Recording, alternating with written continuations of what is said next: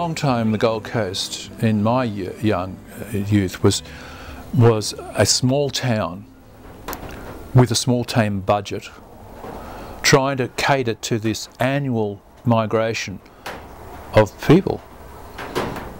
So it just burgeoned out with this need to just keep selling land, higgledy-piggledy, with very little planning, built on the White Shoe Brigade's investment notions. And the thing that the Gold Coast has suffered from mostly, and still needs to review, and I think it's getting it slowly, is it doesn't remember what it's lost. See, as a kid, I know what was here. I know the freshwater pools around Nobby's.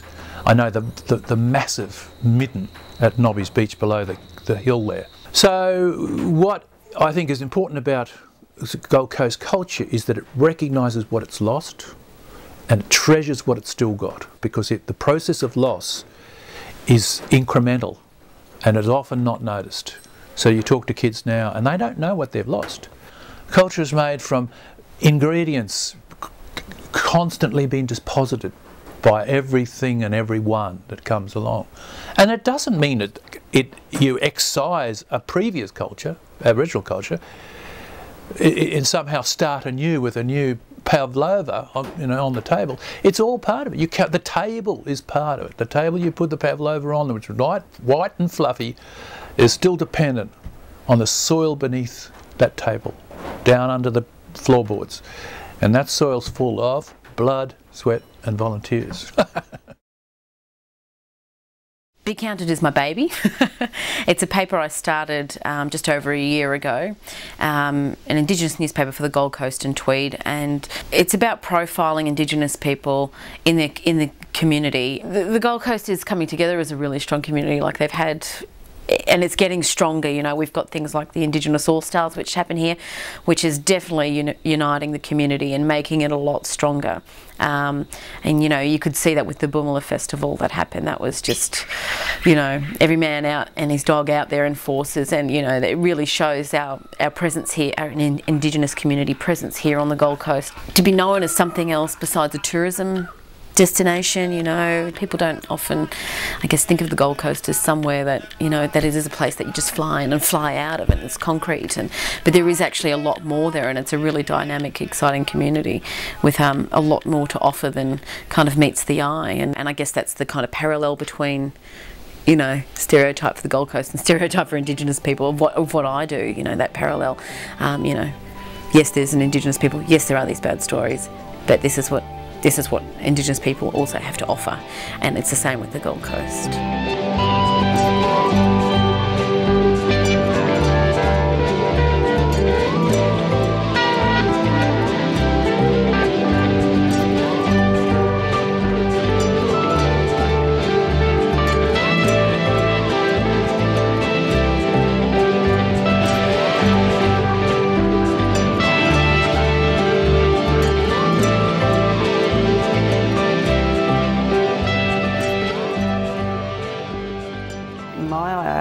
In starting this project with the Milk Bank, you know, I went around asking a lot of members of the community for help or asking for support, and everywhere was a yes, what can we do?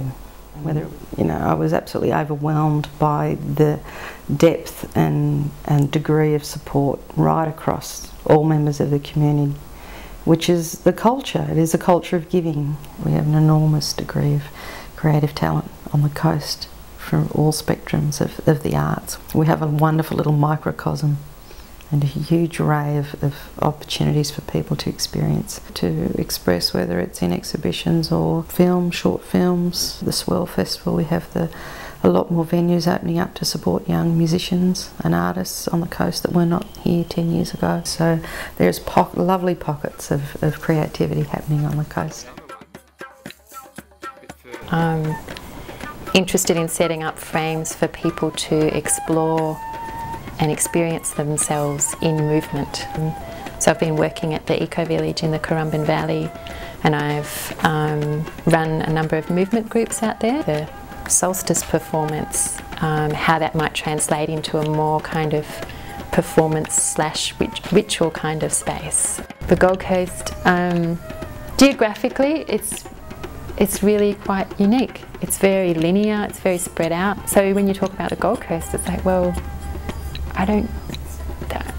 the Gold Coast is not mine in some sort of way. This area is, and I feel a really strong affinity to here. I think it has a marketing problem. If you sell yourself as a blonde bimbo and then complain about no one taking you seriously, it's like, you know, you kind of got to look at yourself and go, well, maybe we want to, you know, put something else forward about who we are and what we do, and the stories we tell about ourselves, whether they're the individual stories or collective stories, they're creative in themselves. They generate what they talk about, and I think we can sit around telling the usual stories about the Gold Coast, or we can kind of go, wow, what a creative opportunity to make something different. And perhaps there's a greater distance on the Gold Coast to that sense of, oh, I'm responsible for the culture I see around me. Maybe there's more of a sense of it being imposed or some sort of tourist facade. There is a kind of an invitation to spirit or creativity here, I think. It's like the challenge, I think, is to really create out of that rather than trying to force it to be something else.